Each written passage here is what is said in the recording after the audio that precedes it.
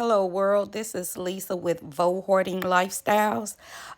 This is some art that I created just freestyling on a poster board with acrylic paint and some foils. I use Mod Podge to seal in the paint.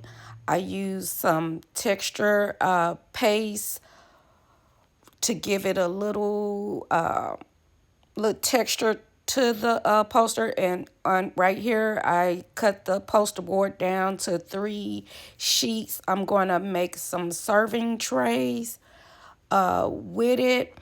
On this part right here I used a Dollar Tree candle, melted it down and poured it into a resin mold, and then I cut out a circle for the from the poster board and sealed it, and then I added the resin, epoxy resin, to the top, and so you can see some of the foil detail.